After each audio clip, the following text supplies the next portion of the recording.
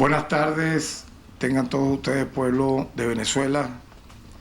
El Ministerio Público, siempre en su deber, en su facultad, en su cualidad de informar al pueblo de Venezuela, a la comunidad nacional e internacional, en tiempo real, de los avances que vamos desarrollando en pro de la justicia, en pro de la equidad, en pro de la ética, de la decencia, y en este caso muy concreto, con resultados contundentes, implacables, en esta lucha incesante contra la corrupción.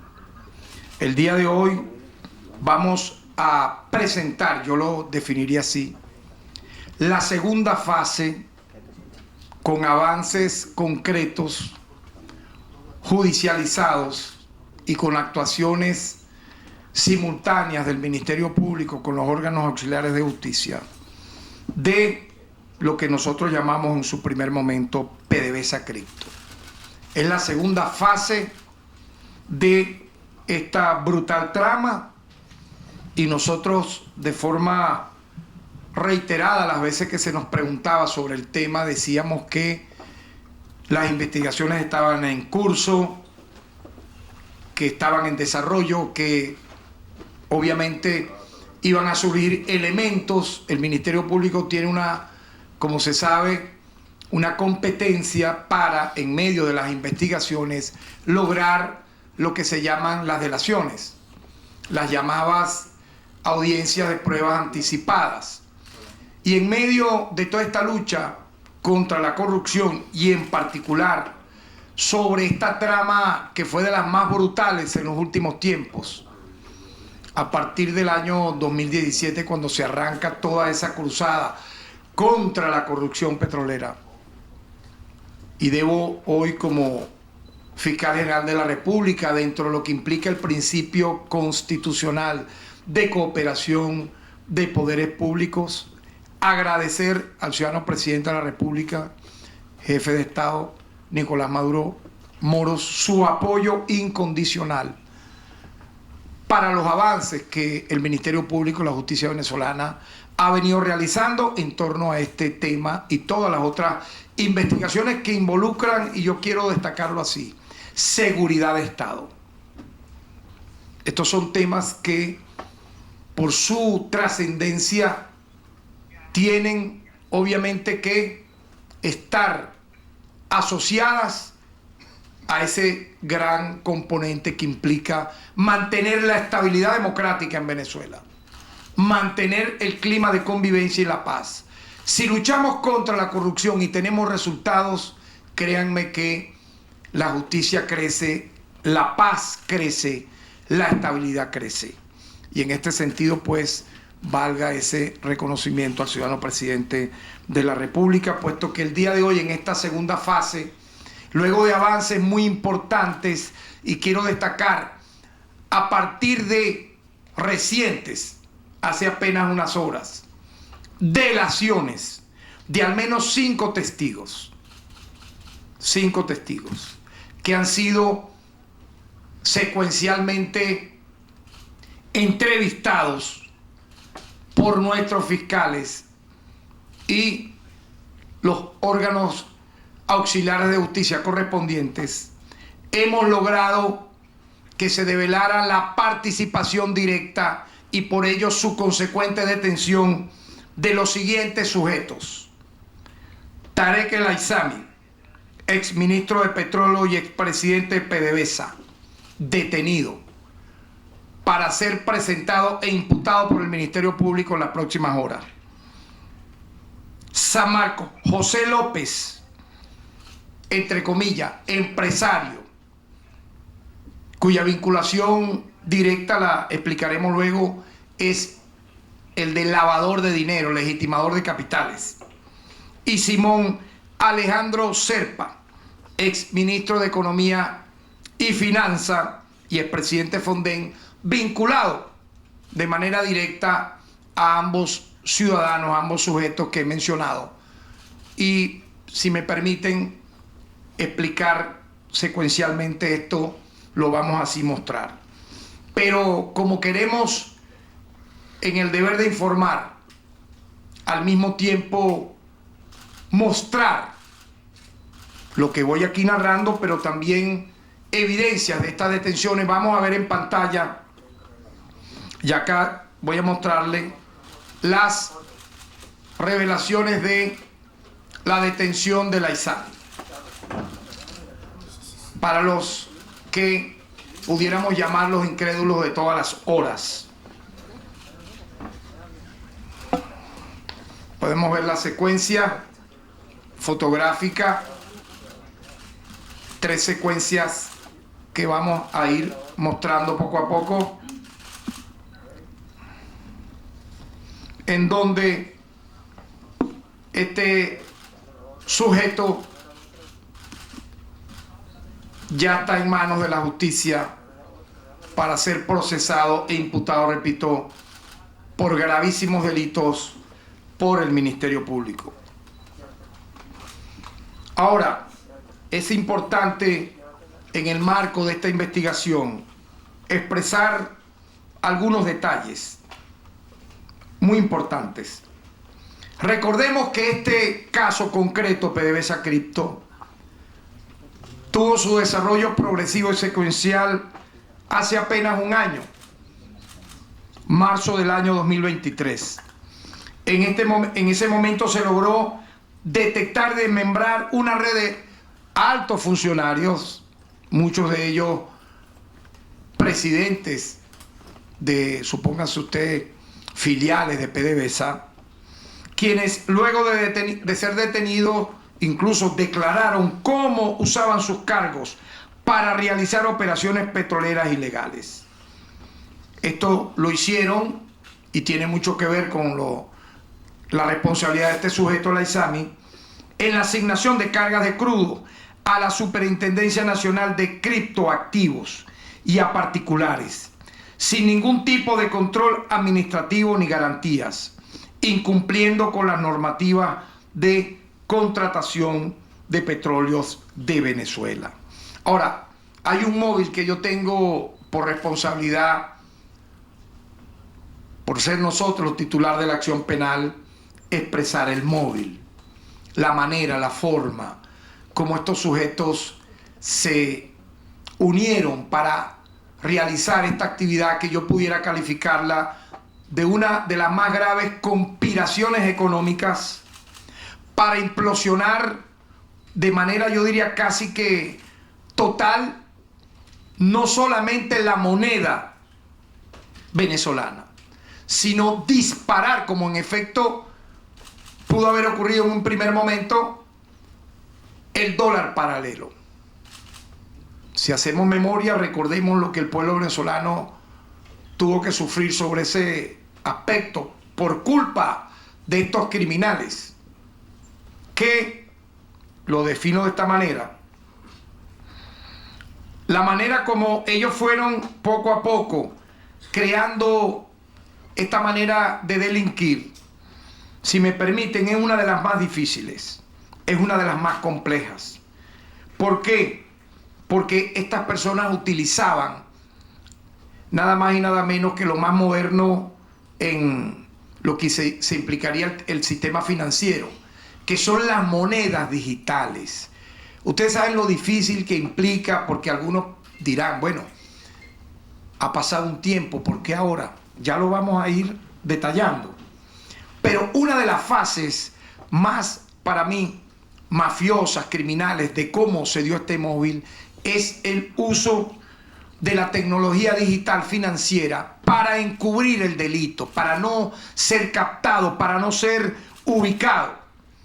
Mafias enquistadas obviamente en la administración pública, en PDVSA, en la CBG, en la SUNACRIP, concatenados con empresarios y banqueros corruptos, agentes extranjeros, obviamente con un eje Miami-Washington, porque quiero destacar lo siguiente. Ustedes se están enterando ahorita de esta detención de este sujeto, el ISAMI. Para los incrédulos de todas las horas, Roa, diputado, y Pedro Maldonado, presidente de la CBG, este testigo explicó que tanto Méndez como Roa y Maldonado le exigían el pago de comisiones en efectivo para garantizar el acceso a los negocios con las empresas PDVSA y CBG. Estos pagos se destinaban a trabajos en caso de la ISAMI, a las campañas de Roa para diputado o en sus aspiraciones para ser supuestamente candidato a la gobernación de Trujillo, y en el caso de Maldonado para pagos de una supuesta nómina especial, las cuales llegaban a millones de dólares. Pero quizá lo más importante de su delación se refiere a la descripción que hace de la burbuja económica generada por estos funcionarios, entre los que incluye él, este primer testigo protegido, a Yoselí Ramírez y Antonio Pérez Suárez.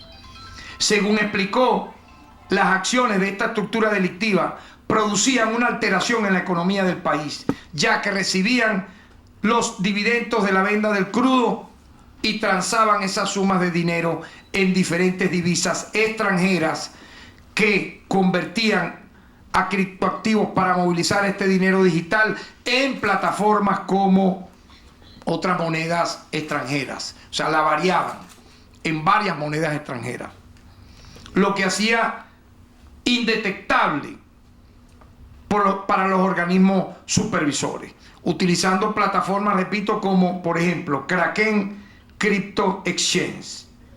Con esta estructura evadieron toda normativa financiera del Banco Central de Venezuela, trayendo consigo la inestabilidad de la moneda nacional, alimentando el incremento del mercado negro de divisas y causando daños al Estado venezolano, lo que expliqué previamente en el preámbulo de esta rueda de prensa.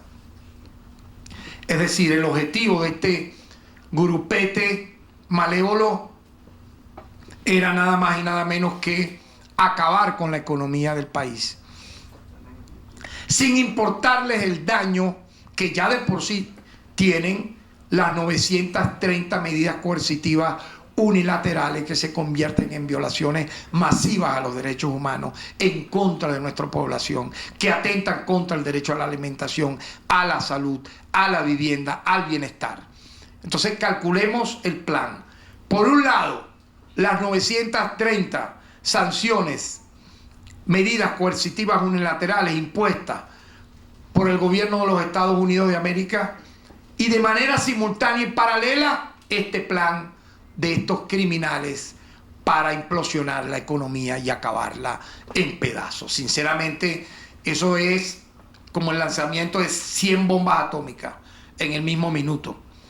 Si sumamos y unimos ambas acciones en contra de la economía. Pero han sido detenidos, han sido capturados. Yo quiero ver ahora qué van a escribir estos bichitos que todo el tiempo, esos bots. ¿Y dónde está el Aizami? ¿Y qué pasó con el Aizami? ¿Tendrá que matar un perro el Aizami para que el fiscal general lo lleve detenido? Sigan en esa, pues yo quiero ver ahora qué van a inventar. Me imagino que están, como dije, nivel o modo, métanse esa lengua donde más le quepan, porque hicieron mucho daño a ustedes. A veces yo pienso, capaz que este Aizami estaba unido a ese grupo de millones de bots que por cualquier noticia que hubiese, Venezuela se ganó la medalla de oro en los Juegos Centroamericanos. ¿Y dónde está el Aizami? Yulimar se coronó campeona mundial. Venezuela celebra. ¿Y dónde está el Aizami? ¿Dónde están las 20.000 monedas X? Como que pareciera que hasta estaban unidos este sujeto criminal y delincuente y sus amigos en esa campaña. ¿Por qué? Porque pensaba que nunca iba a ser detenido. Pensaba que las investigaciones estaban durmiendo el sueño de los justos. No, seguían su curso, pero yo tengo ahora que decir la verdad en tiempo progresivo, secuencial. Estos 5 testigos sufrieron amenazas a su integridad física, a su propia vida, estando presos, como siguen presos. Estando presos, sufrieron esas amenazas. ¿Por qué? Porque otros sujetos encarcelados, los amenazaban. ¿Sabe con qué? Con matarlos, a ellos, a su familia. Se tuvieron que tomar acciones al respecto para que hubiese un clima especial, y se dio fue ahora, para que las delaciones se desarrollasen. ¿Qué más explicado que eso? Es decir, también amenazaban de muerte a quienes estaban privados de libertad y que pudieran ser potenciales, vamos a decir así, cooperadores con la justicia venezolana. Por eso es importante ahora señalar otra información que da un segundo testigo. De los 5 voy a limitarme a 3 que resumen todas. Otro testigo protegido explicó que conoció a Yoselí Ramírez, quien lo contrató de palabra para la remodelación de varios despachos vinculados a El Aizami. Contratos todos de carácter millonario en dólares. A partir de esta remodelación se inicia una relación en la cual siempre a esta persona la contrataban de palabra para remodelar oficinas, construir casas, sin ningún contrato de por medio y con pagos en efectivo.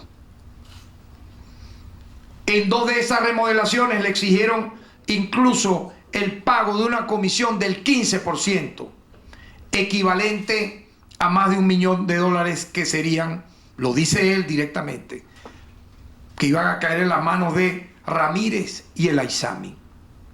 Adicionalmente le solicitaron otras remodelaciones en múltiples oficinas y casas particulares que debían ser gratis para que le siguieran dando contratos. Es decir, le daban contratos a estas personas y después que se lo daban, se los quitaban. O sea, el dinero que le entregaban, se los arrebataban. Porque le decían, bueno, ahora vas a comprar este avión, ahora vas a comprar este yate, ahora vas a colocar dinero en tal parte, ahora vas a remodelar y construir tal casa.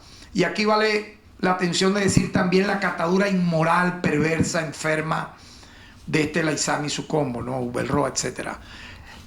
Paralelo a esto, tenían para ejecutar estos lavados de dinero y legitimación de capitales una red de prostitución. Yo la llamé en su momento la muñeca de la mafia, porque ellos tenían una obsesión, este grupo tenía una obsesión de imitar en forma y contenido a los carteles de las mafias estas de teleseries, de narcoseries. O sea, querían como parecerse a ellos. Y tenían sus muñecas de la mafia, prepagos de la más vil calaña, para fomentar de manera, vamos a decir así, sistemática este tipo de delitos. O sea, aparte de la corrupción financiera, aparte de su actividad totalmente en contra de la democracia y del Estado venezolano, su catadura antiética, inmoral, la de El Aizami, Ubelroa y su grupo, era la de mantener una red de prostitución de jóvenes, incluso de nacionalidad venezolana y extranjera. Una modalidad que copiaron de el tristemente célebre RR, Reglamento de Repitiente. ¿Sabe quién es, no? El ex presidente prófugo de PDVSA, Rafael Ramírez.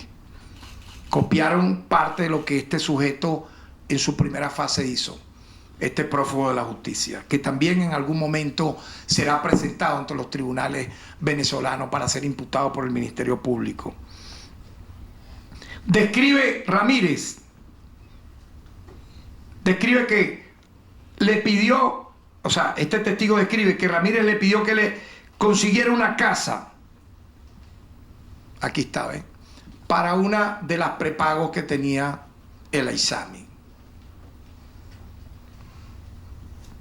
Qué asqueroso de pago. Por la cual le pagaron aproximadamente $5 millones en efectivo. De la misma forma antes descrita.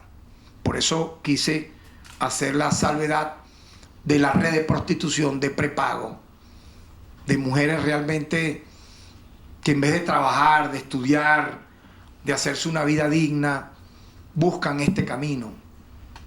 Y muchas de ellas, ya ustedes lo saben, están detenidas. Otras prófugas. Casualmente, la prepago preferida de El Aizami huyó a Estados Unidos antes que nosotros informásemos de estos hallazgos en la primera fase. Y allá vive tranquila la tristemente célebre Ellie James. Ese es su seudónimo y que artístico. Su nombre es Elizabeth Yepes. ¿Cómo es eso que vive allá tranquila? ¿Cómo es eso que tuvo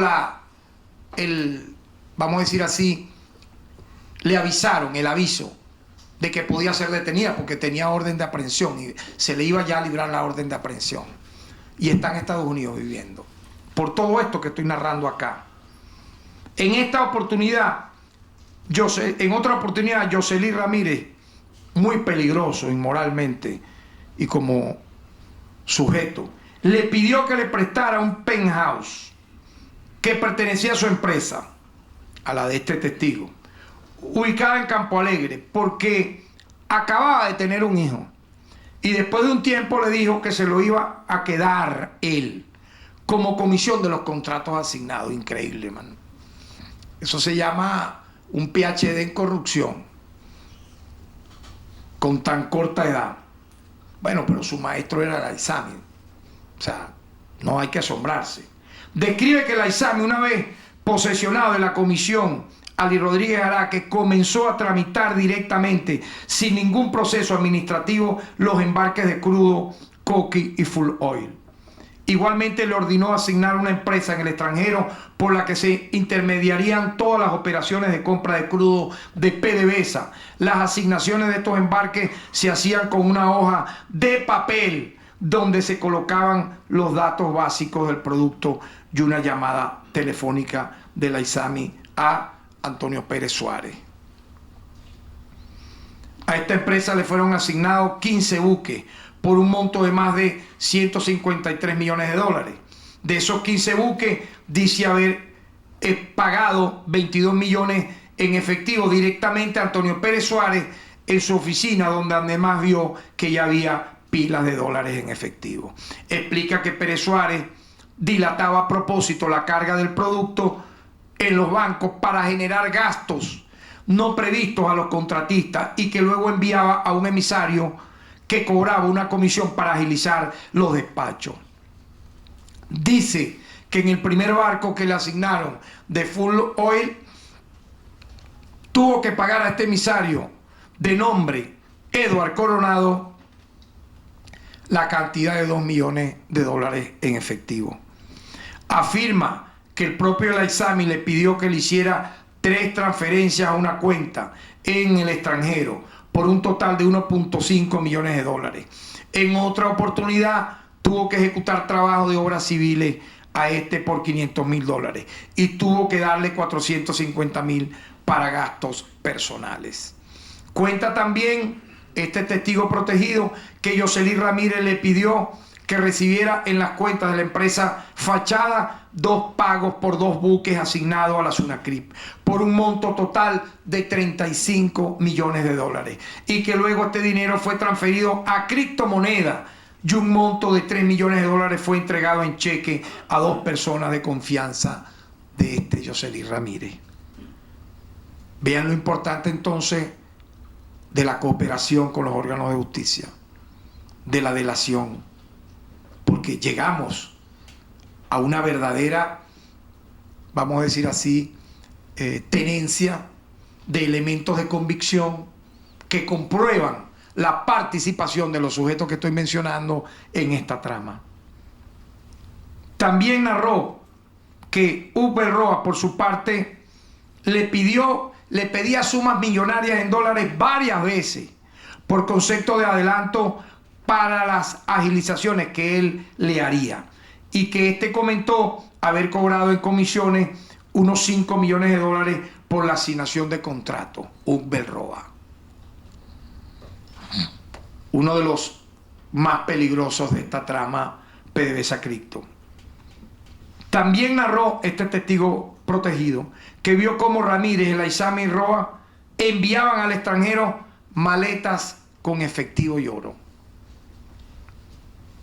Este testigo explica que con la excusa de las sanciones y el bloqueo, el Laizami, a través de sus hombres de confianza, Yoseli Ramírez y Uber Roa, asignaban de manera directa los buques de crudo para luego movilizar lo obtenido por su comercialización de manera de no dejar rastro, que finalmente se consiguió. Se valían de empresas de maletín y pagos de criptomonedas en el extranjero para manejar ese dinero a su antojo, sin permitir al Banco Central de Venezuela tener acceso a él. De esta manera controlaban el acceso a divisas en el mercado nacional, lo que les permitía especular con el mercado cambiario. Aquí están los elementos de convicción en el desarrollo de lo que he explicado. Es la nuez, el corazón de esta trama. Destruir en 1000 pedazos la economía nacional para generar caos, miseria extrema y violencia callejera en términos incalculables. Porque, como dije, la suma de las 930 sanciones impuestas por los Estados Unidos de América, paralelo a este plan, literalmente tenía como objetivo destruir la nación venezolana. No lo lograron. No lo lograron, ni lo van a lograr. Porque así como hemos dicho en otras oportunidades, este Ministerio Público y el sistema de justicia actúa desde judicializar las faltas, los delitos menos graves, hasta las tramas de terrorismo, de conspiración, que son súper graves, de forma también automática e inmediata, atacamos este tipo de delitos que son también tan, pero tan peligrosos como cualquier acto de terrorismo. Este es un terrorismo económico. Así como existe el terrorismo de grupos armados, conspirativos, para, por asalto, derrocar un gobierno legítimamente constituido, presidido por Nicolás Maduro, también de forma paralela actúan estos grupos, de forma terrorista, financiera. Todos han sido develados, detenidos uno a uno, porque aquí hemos ido explicando todas las tramas. Este año, enero, febrero, marzo, abril, hemos mostrado los alcances de 5 nuevas tramas diferentes a las 4 del año 2023 vinculadas a temas de terrorismo y conspiración y traición a la patria.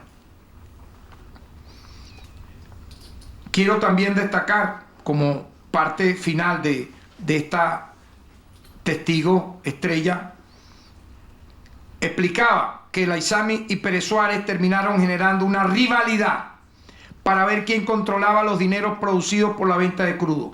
Para ello, controlaban los intermediarios y los compradores finales, y en cada etapa cobraban comisiones, además de vender los productos en precio por debajo del 50% de su valor. Parte de la ganancia obtenida por Roa y Ramírez se invertían en granjas de minado de criptomonedas, con el conocimiento, obviamente, dice este testigo, de Laizami. Otra suma a estas dos revelaciones lo aporta, de los 5 testigos, un tercero.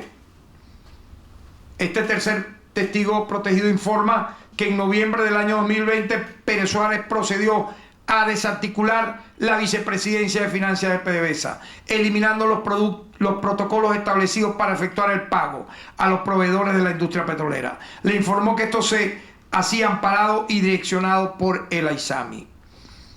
Dispuso además de cuentas bancarias de terceros para desviar los recursos que debían entrar a las arcas del Estado venezolano. Informó que este delincuente cobraba comisiones mínimas de un 5% en adelante por cada venta de buque petrolero realizada en transacciones por transferencia electrónica, y un 3% adicional si el pago era en efectivo. Las asignaciones para la venta de crudo venezolano se hacían, algunas con conocimiento de Laizami y otras las hacía Pérez Suárez en reuniones clandestinas en su oficina, donde pactaba la venta en precio hasta 3/4 partes por debajo del valor del producto, generando pérdidas al Estado venezolano. Pérez Suárez trabajaba con empresarios que le otorgaban facturas con montos inflados por concepto de servicios o trabajo realizado a PDVSA para repartirse luego estos sobreprecios. Se creó una oficina denominada Unidad de Trabajo Especial, que se encargaba de maquillar las cuentas para burlar las auditorías de la Vicepresidencia de Finanzas. Este testigo informa que con los distintos esquemas de ganancia fraudulenta aplicados, Pérez Suárez se apoderó de una fortuna, digamos, pudiera ser tipificada en miles de millones de dólares. El objetivo, ya lo he explicado antes en el preámbulo, dicen estos testigos. Pueden ver entonces, emiten descripciones similares a la del accionar de toda esta mafia. Asignación ilegal a dedo de cargamentos de crudo, coque y fuel oil, así como de productos de la CBG. Ventas por debajo del valor de mercado. Manejo arbitrario y criminal de los fondos obtenidos por venta de estos productos. Cobro de comisiones en todo el proceso de comercialización, así como solicitud de dádivas para garantizar acceso a los contratos, robo de fondos públicos y especulación financiera para obtener ganancias y hundir la economía.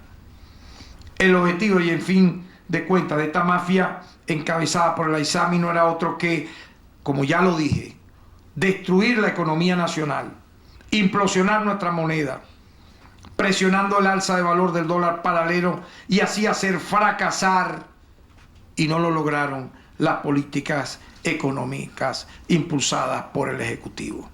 Pero obviamente este sujeto tenía cómplices y quiero destacar los mismos, ¿no? El caso de Samar López, y que empresario. Ya vimos, por favor, en pantalla, vamos a ver su delictivo rostro. En el caso de Samar López, este sujeto actuaba a través de un banco digital. Ese era su soporte, ¿no? A través de un banco digital. Era el operador financiero que facilitaba, vamos a decirlo así, las conexiones entre dinero en efectivo, cuentas digitales y criptomonedas para sostener toda la operación de esta mafia criminal. O sea, de empresario tenía lo que tenemos, lo que estamos acá de astronauta. O sea, absolutamente nada tiene esto que ver con la fachada que se quería dar a este sujeto de empresario. En el caso de Simón Serpa, obviamente a través de gente de confianza que él tenía en el Ministerio de Finanzas y del Fonden, del Aizami, le tenía a esa gente ahí al lado que trabajaba con él de manera de la mano. En el caso de este sujeto, se encuentra vinculado a una estructura delincuencial en el Fondo para el Desarrollo Social Fonden y el Ministerio de Comercio. Él, en complicidad con la ex viceministra Joana Amorín, ficha, mano derecha del Aizami, valiéndose de sus cargos, desviaban fondos del Estado a través de supuestos proveedores, empresas de maletín, los cuales no cumplían con los requisitos para contratar con el Estado, causando obviamente un daño patrimonial incalculable en millones de dólares. Por todo esto que he mencionado, en este esquema criminal de especulación financiera realizada por este pranato hoy detenido en esta segunda fase de la lucha contra la corrupción petrolera, el Ministerio Público en las próximas horas imputarán a estos tres detenidos los delitos de traición a la patria, apropiación o distracción del patrimonio público, alardeamiento o valimiento de relaciones o influencias y legitimación de capitales y asociación. Una pluralidad de delitos que va a culminar con una sanción ejemplar para estos canallas que en mala hora usaron cargos que el Estado les dio para, obviamente, hacer avances importantes en la economía, se aliaron a empresarios de maletín para finalmente buscar, como ya lo dije, en esta conspiración económica, destruir la economía venezolana, destruir la moneda, pero ¿con qué fin final? ¿Cuál es el objetivo final? Obviamente iba a ser tal el nivel de caos, de inestabilidad política, económica, que las guarimbas del 2014 y del 2017 se iban a quedar pálidas al lado de lo que tenían en marcha. Para que ocurriera, yo hago un cálculo, en este periodo, 2022-2023, y estallar pero a la enésima potencia de daño en el año 2024. Pues ahí están detenidos, procesados y en próximas horas imputados por el Ministerio Público, repito, por estos delitos, una pluralidad de delitos, no los olvidemos: traición a la patria, apropiación o distracción de patrimonio público, alardeamiento o valimiento de relaciones o influencias, legitimación de capitales y asociación para delinquir. Hemos cumplido con el pueblo de Venezuela, saldremos adelante, creemos en la justicia, en la ética que siempre va a llegar, y aquí llegó. Teníamos, según me han dicho, una pregunta de un corresponsal extranjero, ya para terminar. Sí, muy buenas tardes. A cargo de la pregunta el periodista Luis Guillermo García, Telesur.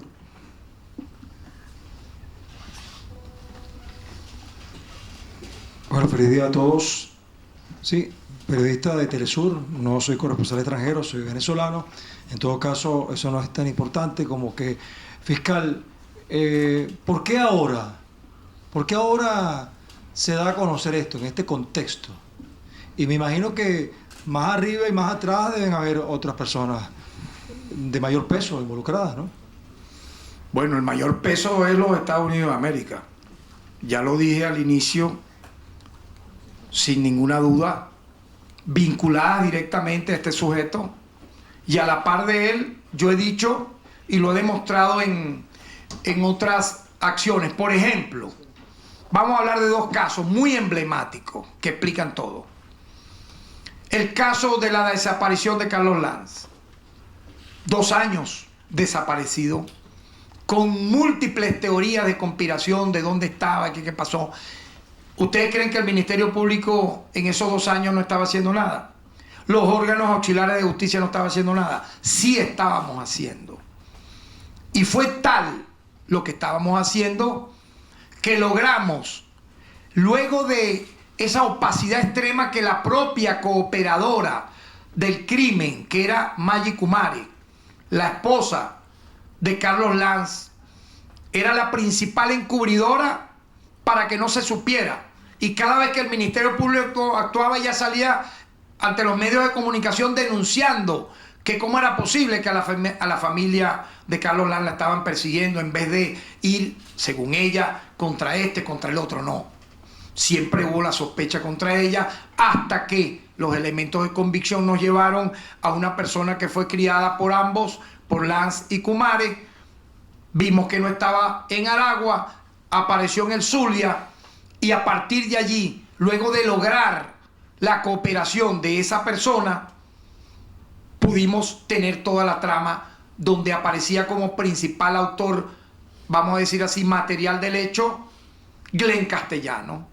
Luego Glenn Castellano, ante entrevistas que nosotros le hicimos personalmente, delató totalmente a Maggie Kumare, a Tito, el ex sindicalista, y a toda aquella banda ya condenada con admisión de los hechos ante los tribunales.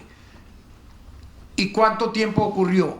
Obviamente un caso complicado, nos llevó 2 años, pero logramos el objetivo. El caso Canserbero, mucho más difícil aún, porque había una teoría oficial, y me permiten que hable de esta manera, donde tanto el Ministerio Público de la época como el 6CPC Aragua dijeron: no, esto fue un homicidio-suicidio. Incluso a Canserbero, estando muerto, lo imputaron de haber matado a Carlos Molnar.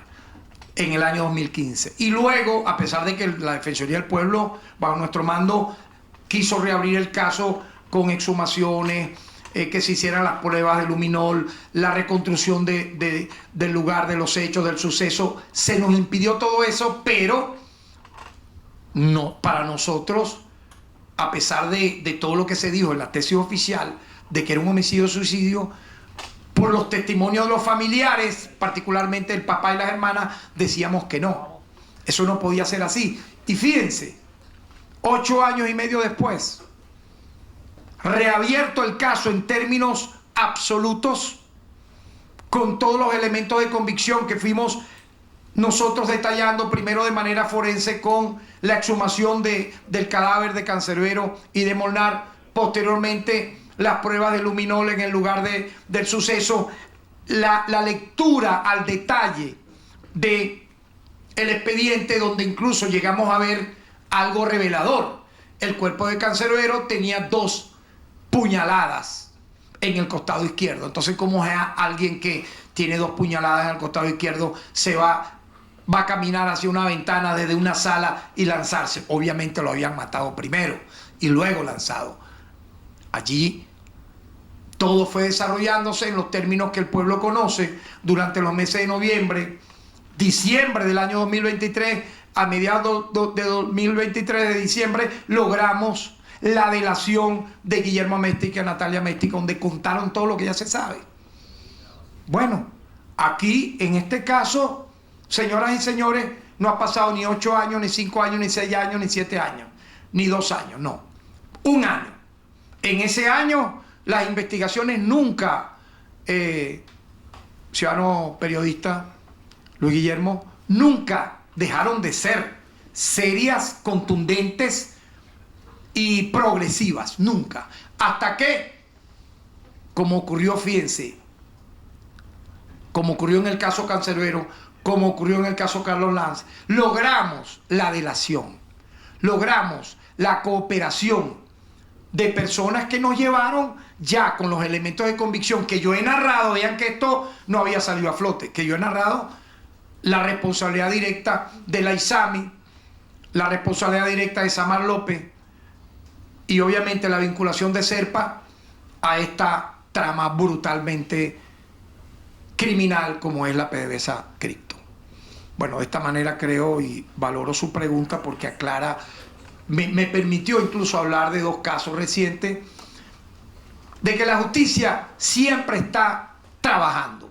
No hay fecha, no hay hora, no hay feriado, no hay vacaciones para que en este caso el Ministerio Público, los órganos auxiliares de justicia actuemos. Incluso, ya lo dije, bajo el marco del principio de cooperación de poderes públicos, el jefe de Estado, presidente Nicolás Maduro, jefe del Poder Ejecutivo, nos ha dado un apoyo incondicional de seguir adelante, de buscar los elementos de convicción, pero obviamente tenerlos a la mano como los he mostrado acá.